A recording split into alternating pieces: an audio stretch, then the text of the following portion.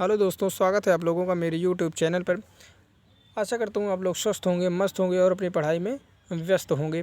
देखिए, आज हम आपको इस वीडियो में कक्षा 10 विज्ञान के पहले चैप्टर अध्याय 1 के रासायनिक अभिक्रिया एवं समीकरण के सभी महत्वपूर्ण प्रश्नों के बारे में बात करेंगे, जो आपको आपकी 2024 बोर्ड एग्ज़ाम के लिए बहुत ही इम्पोर्टेंट होने वाले हैं। ये जितने भी प्रश्न हैं आपके 2024 में जो साइंस के पेपर में आएंगे, वो उसके लिए बहुत ही उपयोगी हैं। आप अगर इन प्रश्नों को आप हल कर लेते हैं, आप इन प्रश्नों को आप याद कर लेते हैं, इन प्रश्नों को आप रट लेते हैं, तो इससे बाहर कुछ नहीं आने वाला है। साइंस के इस पेपर में आपको कुछ आने वाला नहीं इससे बाहर। आप इतना ही केवल रटिए। पहले चैप्टर में क्या है प्रत्येक चैप्टर के मैं इसी प्रकार आपके जितने भी इंपॉर्टेंट क्वेश्चन होंगे उसको मैं वीडियो बनाकर आपको प्रोवाइड कराता रहूँगा। अगर आपको इसी प्रकार पढ़ना है तो मेरे चैनल को सब्सक्राइब कर लीजिए, बेल आइकन को दबा लीजिए। बेल आइकन को दबाने से आपका क्या होगा, जितने भी वीडियो अगले चैप्टर के जो इंपॉर्टेंट क्वेश्चन के बारे में वीडियो बनाई जाएगी और अपलोड की जाएगी, वो आप उसकी नोटिफिकेशन सबसे पहले आप तक पहुँचे। इसलिए क्या करिए, आप वीडियो को क्या करिए, चैनल को सब्सक्राइब कर लीजिए और क्या करिए, बेल आइकन को प्रेस कर लीजिए। देखिए, हम इस प्रश्न में क्या बात करेंगे। अगर आपको देखिए 95% इस बार आपकी बोर्ड एग्ज़ाम में लाना है हाई स्कूल वालों को, अगर आपको 95% लाना है तो वीडियो को आप लाइक कीजिए, सब्सक्राइब कीजिए और प्रत्येक वीडियो को आपको देखना होगा और इन प्रश्नों को आपको हल करना होगा।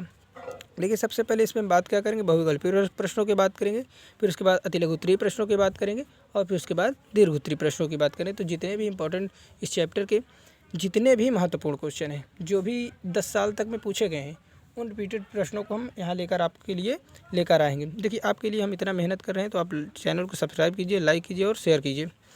देखिए, सबसे पहले बहुविकल्पीय प्रश्नों की अगर बात करेंगे हम, तो बहुविकल्पीय जो प्रश्न हैं, हम फेरस ऑक्साइड है और प्लस एल्युमिनियम है, ये जब आपस में अभिक्रिया करते हैं तो एल्युमिनियम ऑक्साइड और फेरस का निर्माण करते हैं।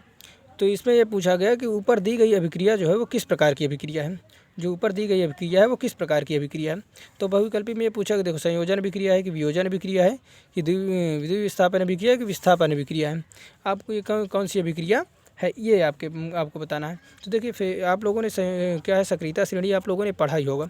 तो सक्रियता श्रेणी में क्या होता है, एल्युमिनियम फेरस से ज़्यादा क्रियाशील होता है। तो आप लोगों ने पढ़ा है कि एक विस्थापन अभिक्रिया भी पढ़ा होगा कि जो अधिक क्रियाशील तत्व है वो कम क्रियाशील तत्व क्या उसके यौगिक से विस्थापित कर देता है।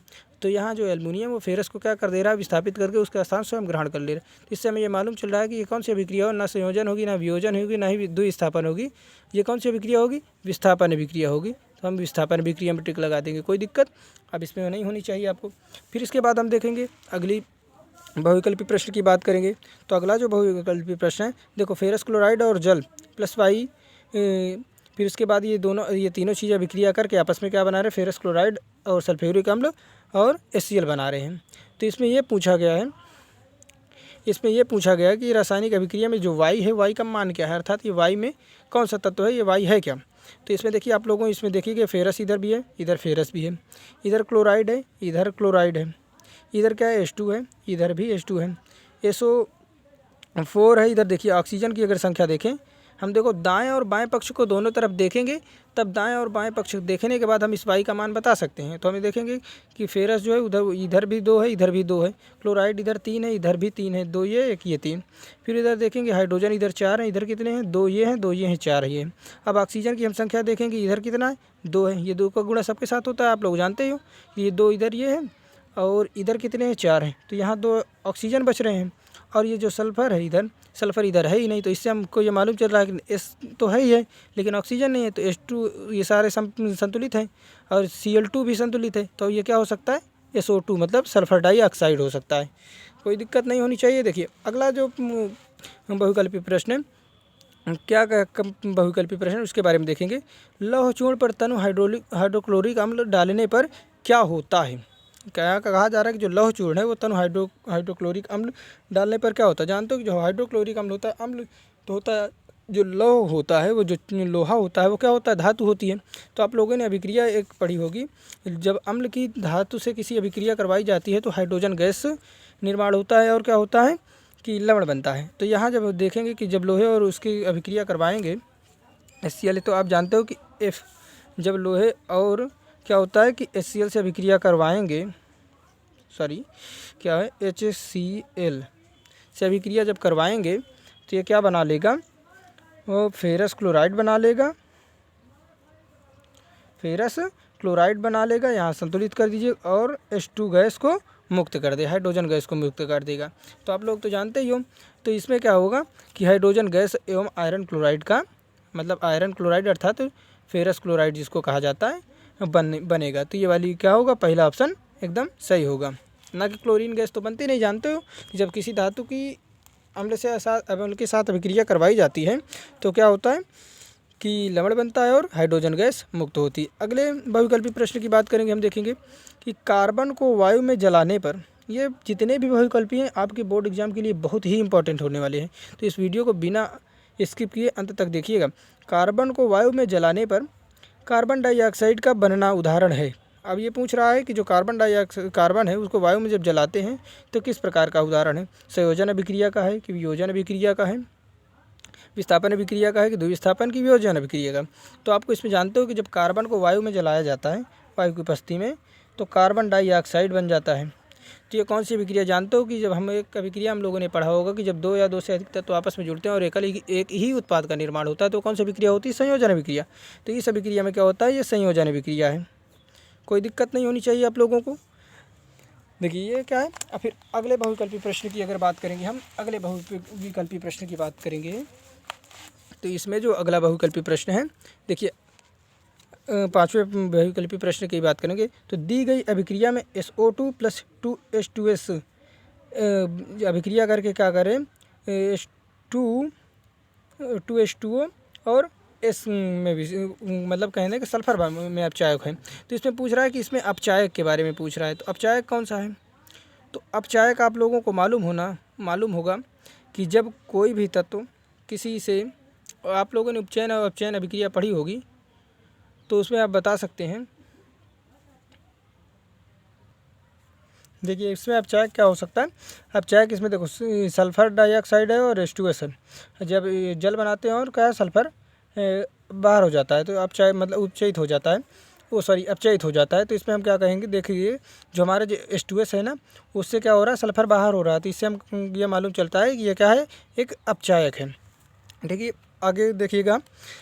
अब हम बहुविकल्पी जितने भी प्रश्न हो गए उसके लिए मतलब जितने भी इस चैप्टर्स के इम्पोर्टेंट बहुविकल्पी थे उसमें हम पाँचों कहने का मतलब क्या है कि जो अतिलघु बहुविकल्पी प्रश्न हैं उनको देख लिया। अब हम किस प्रश्नों की बात करेंगे, हम अब अतिलघुत्तरीय प्रश्नों के बारे में बात करेंगे।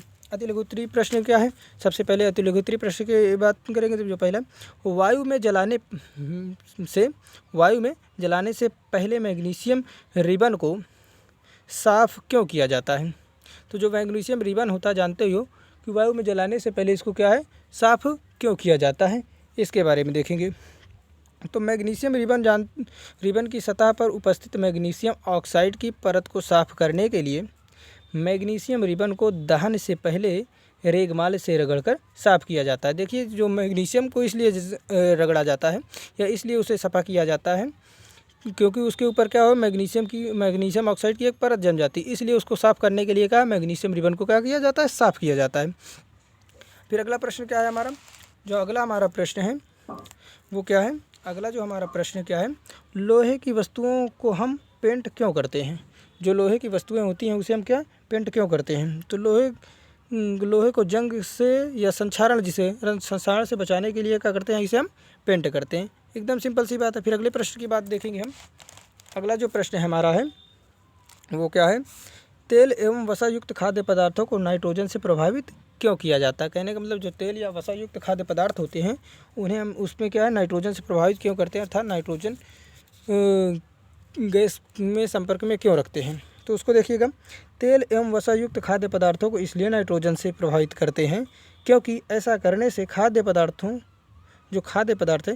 पदार्थ वायु में उपस्थित ऑक्सीजन से अभिक्रिया करके ऑक्सीकृत नहीं होते हैं। इस प्रकार से खाद्य पदार्थ को लंबे समय तक सुरक्षित रखा जा सकता है। तो कहने का मतलब जो खाद्य पदार्थ होते हैं, तेलीय या वसा युक्त जो खाद्य पदार्थ होते हैं उनके क्या ऑक्सीजन से उपचयित ना हो, ऑक्सीकृत ना हो, कहने का मतलब क्या, इसलिए उसे हम क्या करते हैं नाइट्रोजन से प्रभावित करते हैं। अक्सर देखा आप लोगों ने जो चिप्स या अन्य जो खाद्य सामग्री पैकेट आती है उसमें नाइट्रोजन गैस भरी रहती है। आप लोग इतना तो जानते ही होंगे। फिर आगे देखिएगा आप लोग। फिर अगला जो प्रश्न है, निम्नलिखित अभिक्रिया के लिए संतुलित रासायनिक समीकरण लिखिए।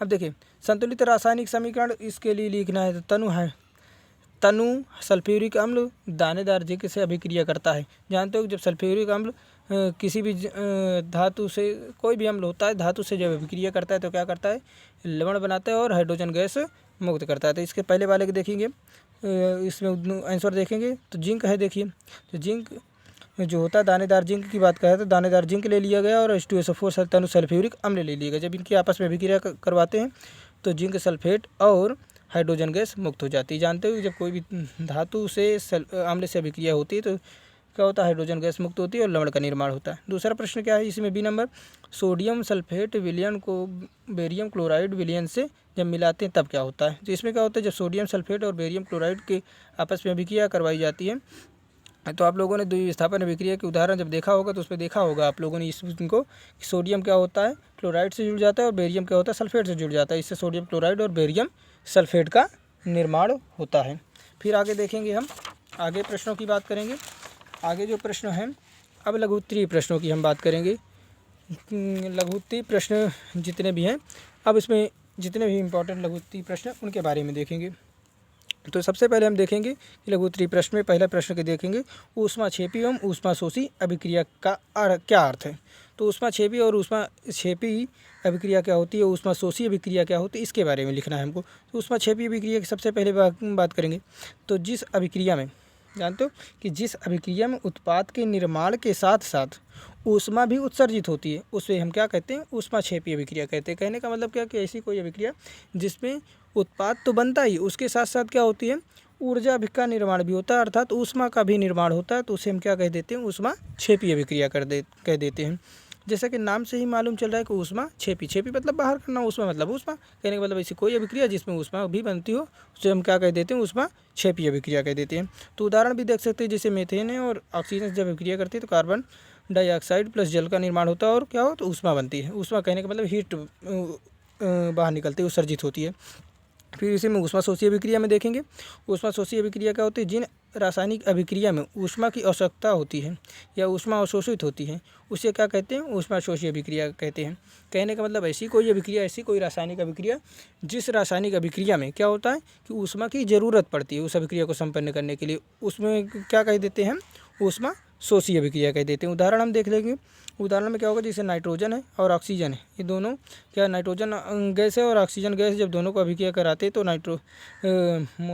क्या है, नाइट्रोजन ऑक्साइड बनता है। तो इसमें क्या होता है, क्या होता है, ऊष्मा की आवश्यकता पड़ती है इन दोनों इसकी रिएक्शन करवाने के लिए, मतलब इसको इस अभिक्रिया करवाने के लिए। फिर अगला प्रश्न देखेंगे, निम्न की परिभाषा एवं उदाहरण भी लिखिए। देखो इसमें क्या है, संक्षारण की परिभाषा देना है और आपको विकृत गंधिता के बारे में बताना है।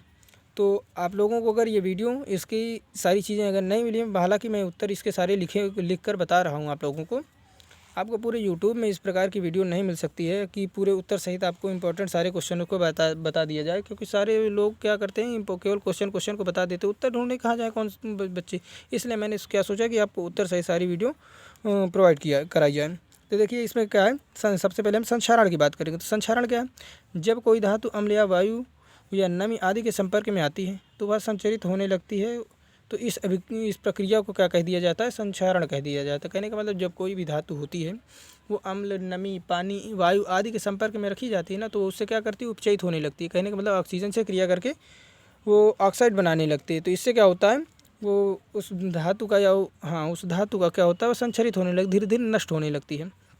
तो इसमें उदाहरण की अगर बात करें, जैसे लोहे में जंग लगना, चांदी में काली परत पड़ना, जानते हो पीतल में जैसे हरित परत पड़ने लगती है। तो लोहा में जानते हो कि पानी या नमी की कमी या वायु में खुला छोड़ देने पर क्या होता है, धीरे धीरे उसमें क्या होता है, जंग लगने लगता है। चांदी में देखते हो कि काली परत पड़ने लगती है। तो इन सभी को क्या बचाने के लिए क्या करते हैं, जैसे लोहे में क्या करते हैं, पेंट किया करते हैं ना, वार्निश कर देते हैं, ग्रीस लगा देते हैं, इसी को बचाने के लिए। फिर अब आगे देखेंगे कि विकृत गंधिता के बारे में।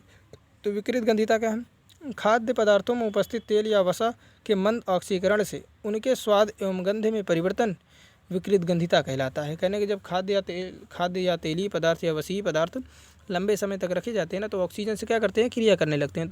वो क्रिया करके क्या क्रिया कर लेते हैं। तो क्रिया करने में क्या होता है, फिर जब ऑक्सीजन से क्रिया हो जाती है उन लोग उनकी, तो उनकी गंध में परिवर्तन हो जाता है, उनके स्वाद में परिवर्तन हो जाता है। आप देखते हो कि जो तेली पदार्थ होते हैं अगर लंबे समय तक दिए उससे महक नहीं आने लगती, या यूँ महक क्यों रहे, गंध आने लगती है ना, गंध आने लगता है वो सारी चीज़ें। तो वो क्या होता है, ऑक्सीजन से ऑक्सीकृत हो जाता है। ये दोनों उपचयन के ही प्रभाव हैं, ठीक। तो इसमें उदाहरण भी अगर देख सकते हैं, अचार व मुरब्बों का खुली वायु में रखने पर ख़राब हो जाना, तमाम सारी ऐसी चीज़ें ना कि जो अचार जैसे हैं या मुरब्बा है या ऐसे कोई भी तेली चीज़ है, अगर हम खुला छोड़ देते हैं तो वो क्या होता है, उनमें गंध आने लगती है और उसमें स्वाद भी परिवर्तन हो जाता है। तो जितने भी बहुविकल्पी प्रश्न हैं उनके सारी बातों में हमने उनके सभी प्रश्नों के हमने चर्चा कर ली। जितने भी अति लघु उत्तरीय प्रश्न उनके प्रश्नों को हमने देख लिया और लघु उत्तरीय प्रश्नों को हमने देख लिया। इतने ही प्रश्न इस चैप्टर से पहले चैप्टर से अगर तैयार कर लेते हैं तो इससे बाहर आपको कुछ नहीं पूछने वाला। बाहर से आपको एक भी प्रश्न आपसे बाहर नहीं मिला। आप इतने प्रश्न को तैयार कर लीजिए और लिख लीजिए, लेकिन इससे क्या होती है, चीज़ें याद रहती हैं। तो अगले चैप्टर के वीडियो आपको 1 दिन 2 दिन के अंदर प्रोवाइड करा दी जाएगी। तो इस वीडियो अगर आपको तनिक भी अच्छी लगी हो तो आप लाइक कीजिए और अपने दोस्तों के पास शेयर करिए। तब तक के अगली वीडियो अब 2-3 दिन के अंदर आपको प्रोवाइड करा दी जाएगी। तब तक के लिए धन्यवाद। वंदे मातरम। जय हिंद।